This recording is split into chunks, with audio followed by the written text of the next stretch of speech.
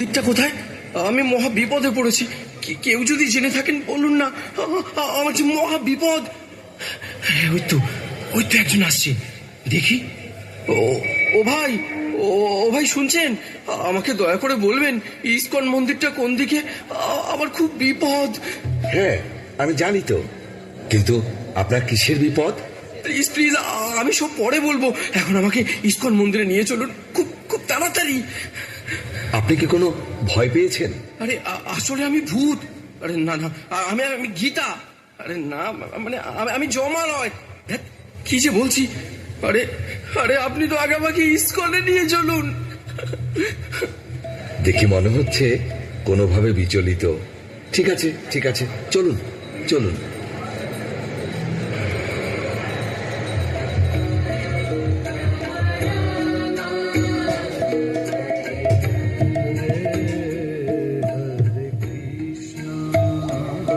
ও কি শান্তি পেলাম। হরে কৃষ্ণ কৃষ্ণ কৃষ্ণ হরে হরে, হরে রাম রাম রাম হরে হরে। প্রভু, ওনাকে দেখে মনে হচ্ছে উনি কোনোভাবে বিচলিত। হ্যাঁ তাই তো। আচ্ছা, আপনাকে দেখে মনে হচ্ছে আপনি কোনো ভয় পেয়েছেন? আর বলবেন না প্রভু, এই প্রাণ নিয়ে জমালয় থেকে ফিরে এলাম, আর আমি গীতা ছাড়া থাকবো না। জানেন, যমরাজ আমাকে এই গীতা পড়তে বলেছেন। তাই? কিরকম? সে অনেক কথা।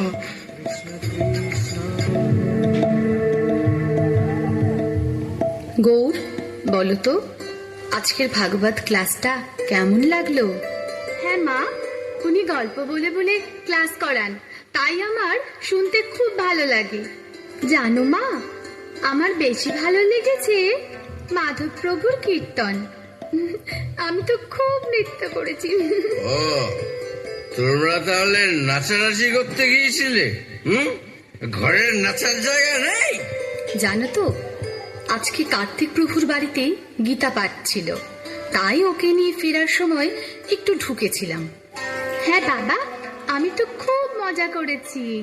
তোমার পড়াশোনা নেই? গীতা পাঠ করতে গেছো, কীর্তনে গেছো? যাও, ভেতরে যাও। ওকে এভাবে বলছো কেন? আমরা কি রোজ যাই?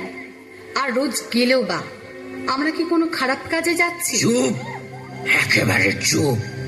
অন্যায় করে আবার কথা হচ্ছে। এই যে গলায় কাঠ জড়িয়েছো, কপালে মাটি মেখে ঘুরে বেড়াচ্ছ, এতে মানুষ কত কথা বলে জানো? খুশ আছে সেদিকে। আবার কয়েক মাস ধরে দেখছি নিরামিষ খাবার রান্না করছে। খেয়ে নি বলে কি মাথায় উঠে গেছো? এসব আমার পছন্দ নয়, মানতে পারবো না আমি সব। ও, মাছ মাংস করে দিতে পারি না বলে খারাপ হয়ে গেছি। নিরীহ প্রাণীদের হত্যা করে তাদের মাংস খেতে খুব আনন্দ লাগে। অন্য প্রাণীদের হত্যা করে আনন্দ করতে চাও? অন্যকে কষ্ট দিয়ে আরেকজনের কি করে সুখ হতে পারে? সাধু সঙ্গে গেছি বলে রাগ? বাচ্চাকে নিয়ে তোমার সঙ্গে সিরিয়াল দেখলে আর মদ খেলে ভালো হতো? দেখো, একটু বোঝার চেষ্টা করো। সমাজের এই ভয়ঙ্কর পরিস্থিতি থেকে যদি সন্তানকে সুস্থভাবে মানুষ করতে হয়, তাহলে এই যে ধর্মের পথ, শ্রীল প্রভুপাদের গীতা অবশ্যই অধ্যয়ন করতে হবে। হ্যাঁ গো, তুমিও গীতা পড়ো, তাহলে বুঝতে পারবে আমাদের জীবনের প্রকৃত উদ্দেশ্য কি। ব্যাস, অনেক হয়েছে। এই দেখো, এই তুমি যা করছো করো, আমাকে না বেশি জ্ঞান দিতে আসবে না, বুঝেছ? সৌরভ কোন একটি অ্যাক্সিডেন্টে মারা গেছে, তাকে শ্মশানে নিয়ে যাওয়া হচ্ছে।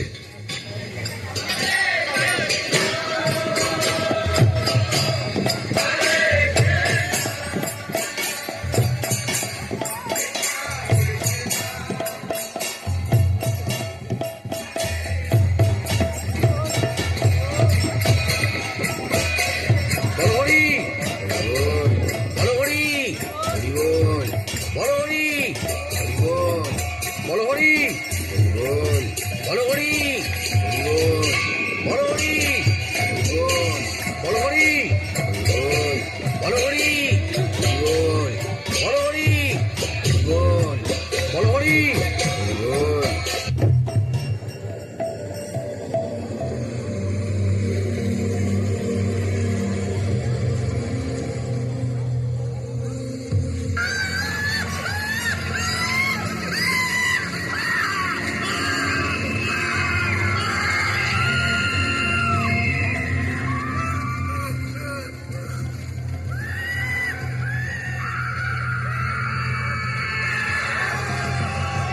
তোমরা আমাকে কোথায় নিয়ে এসেছো?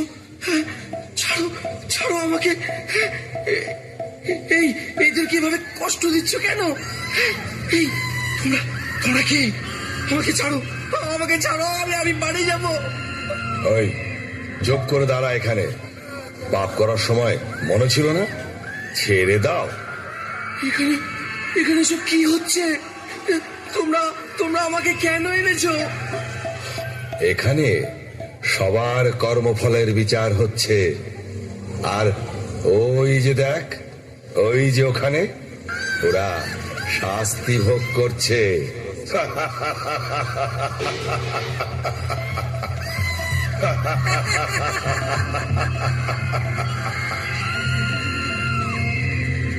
এই এ কি পাপ করেছিল?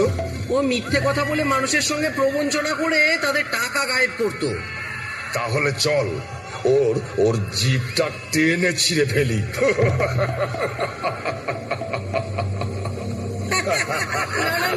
তোমরা এরকম করো না, ছেড়ে দাও, ছেড়ে দাও আমাকে, তোমরা ছেড়ে দাও। আমার এমন ছিঁড়ে ফেল, ওর জিভটা টেনে ছিঁড়ে ফেল।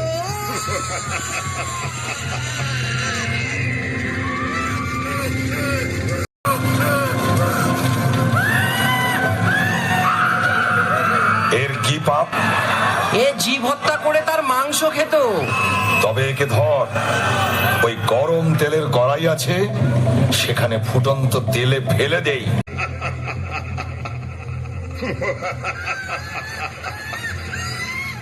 তারপর তারপর ওইদিকে যে রুরু নামক নরক আছে, সেখানে ফেলে দেবো।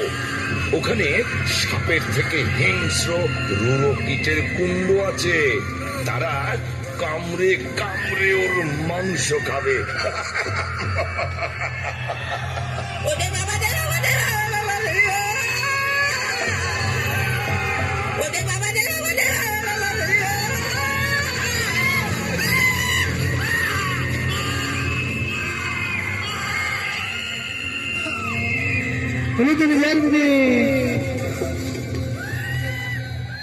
এ কি পাপ করেছে? ও নেশাগ্রস্ত হয়ে পরনারীতে আসক্ত হয়েছিল। ওইদিকে তপ্ত লৌহ কুণ্ড আছে, ওইখানেই ওর স্থান।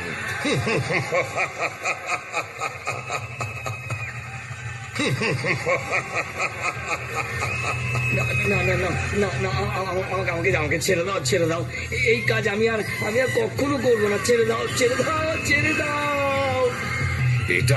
এটা এখানে আসার আগে ভাবা উচিত ছিল। এখন এখানে এসেছিস যখন, শাস্তি তোকে ভোগ করতেই হবে। আমাকে ছেড়ে দাও, ছেড়ে দাও। এই কাজ আমি আর কখনো করবো না। ছেড়ে দাও, ছেড়ে দাও, ছেড়ে দাও।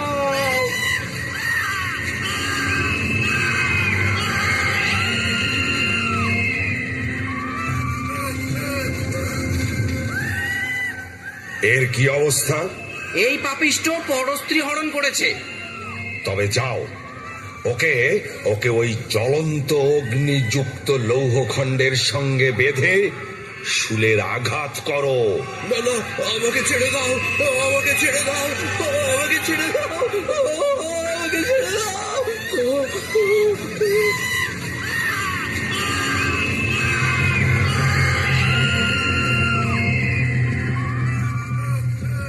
এ আবার কোন পাপিষ্ঠ? এ সমাজে গুরু সেজে ভণ্ডামি করত আর নিজের স্বার্থ সিদ্ধির জন্য বড় অঙ্কের টাকা আদায় করত। ওকে ওই নাগ পাশে বেঁধে শুলাঘাত করো।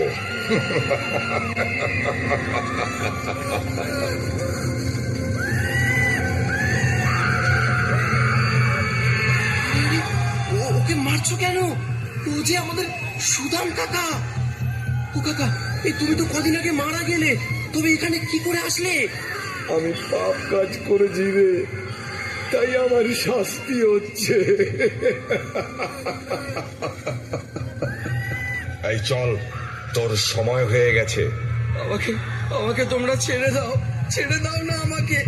তোমরা তো একজনকে ছাড়তে পারো, আমি আর কোনো পাপ কাজ করবো না।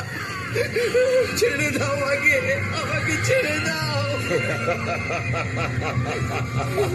চল, মহারাজের কাছে চল, তারপর ঠিক যেখানে যাওয়ার সেখানেই যাবি।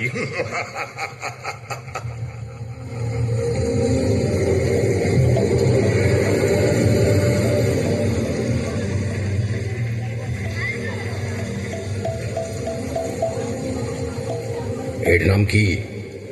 সৌরভ প্রামাণিক।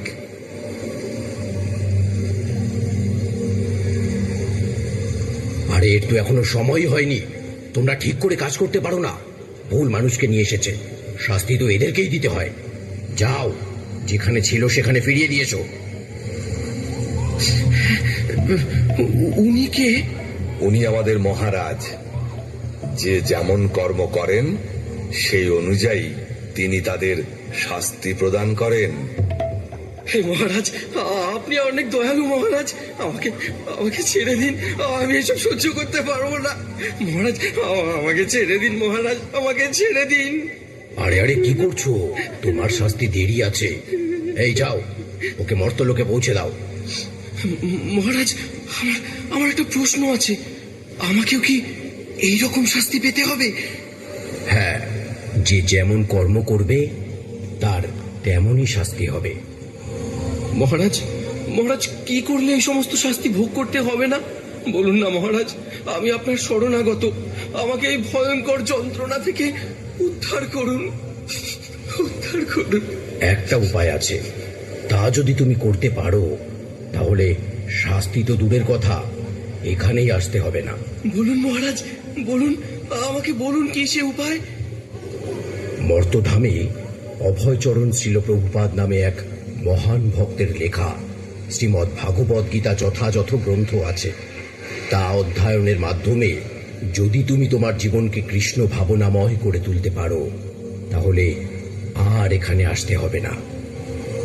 ছিল প্রভুপাদ, আমার স্ত্রীও তো ওনারই গীতা পড়ে, আমাকেও পড়তে বলে। তবে যাও, নিজের পরিবারের সঙ্গে কৃষ্ণ ভক্তির অনুশীলন করো। ঠিক আছে মহারাজ, আপনাকে আপনাকে অনেক অনেক ধন্যবাদ।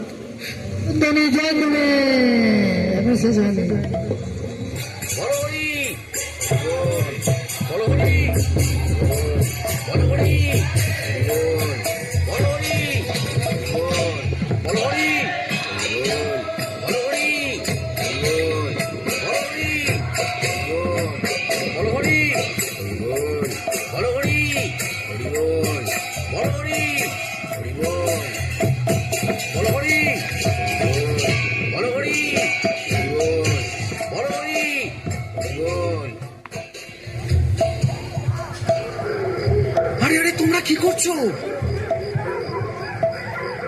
ভূত ভূত ভূত ভূত, এ কি? আমাকে সবাই ভূত বলছে কেন?